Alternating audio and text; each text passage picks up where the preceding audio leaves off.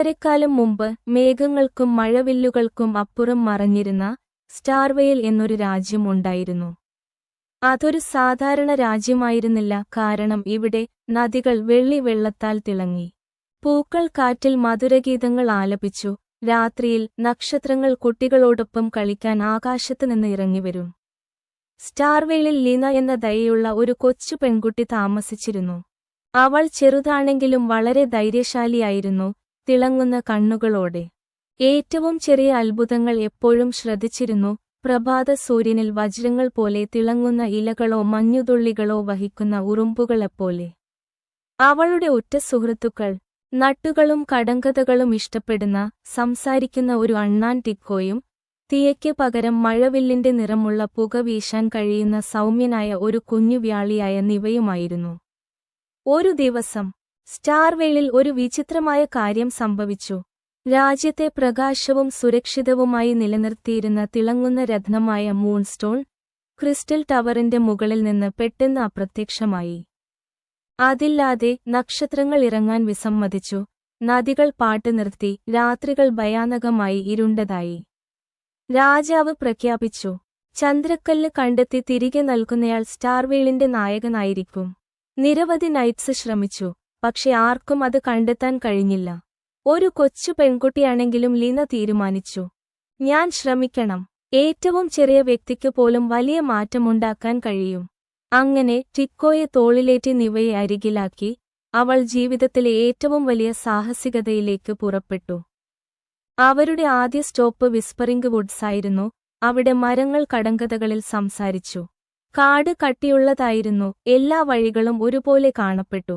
പെട്ടെന്ന് ഒരു ആഴത്തിലുള്ള ശബ്ദം മുഴങ്ങി, ഈ കടങ്കഥയ്ക്ക് ഉത്തരം നൽകുക, അല്ലെങ്കിൽ നിങ്ങൾക്ക് എന്നേക്കുമായി വഴിതെറ്റും.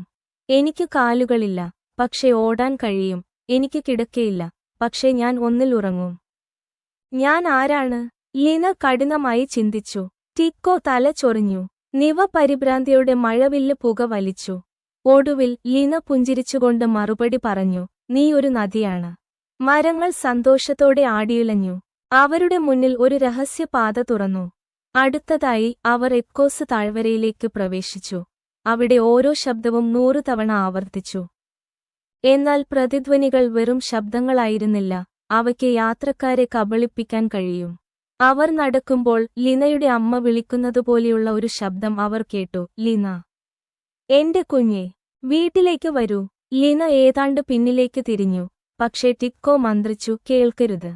താഴ്വര ഞങ്ങളെ ആശയക്കുഴപ്പത്തിലാക്കാൻ ശബ്ദങ്ങൾ പകർത്തുന്നു. അവൾ ഒരു ദീർഘനിശ്വാസമെടുത്ത് മുന്നോട്ട് നടന്നു. ഒടുവിൽ പ്രതിധ്വനി മങ്ങി. അവർ സുരക്ഷിതമായി മറുവശത്തെത്തി. താഴ്വരയുടെ അരികിൽ രാത്രിയേക്കാൾ ഇരുണ്ട രോമങ്ങളുള്ള ഒരു കൗശലക്കാരനായ ഷാഡോ ഫോക്സിനെ അവർ കണ്ടുമുട്ടി.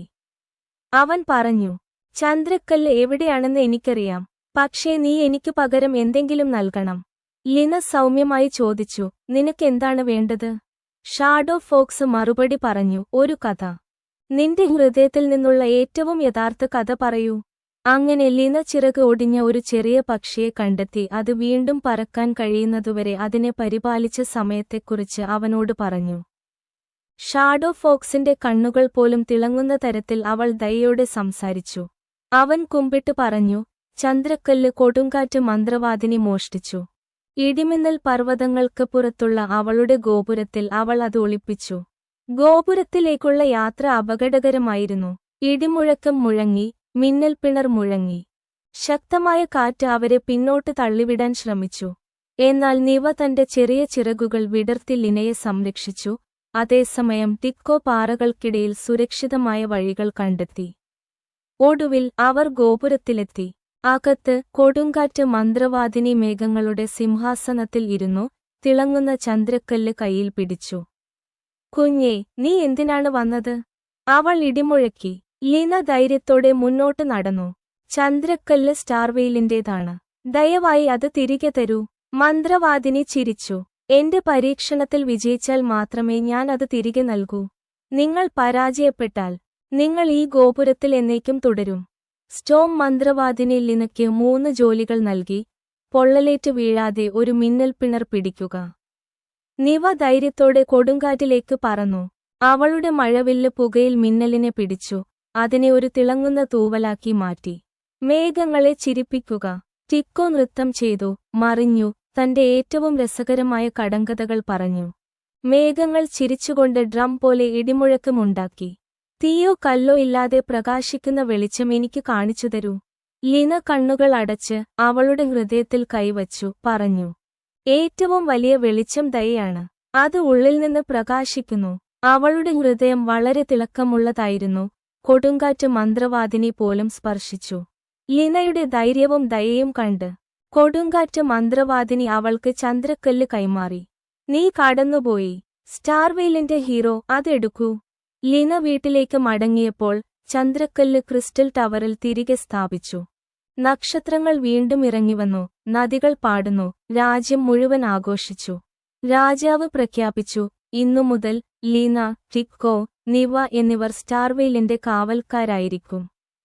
അങ്ങനെ കൊച്ചു പെൺകുട്ടി, സംസാരിക്കുന്ന അണ്ണാൻ, മഴവില്ല് വ്യാളി എന്നിവ ഇതിഹാസങ്ങളായി. അവരുടെ കഥ തലമുറകളായി പറയപ്പെട്ടു. ധൈര്യത്തിനും ദയയ്ക്കും ഇരുണ്ട കൊടുങ്കാറ്റിനെപ്പോലും പരാജയപ്പെടുത്താൻ കഴിയുമെന്ന് എല്ലാവരെയും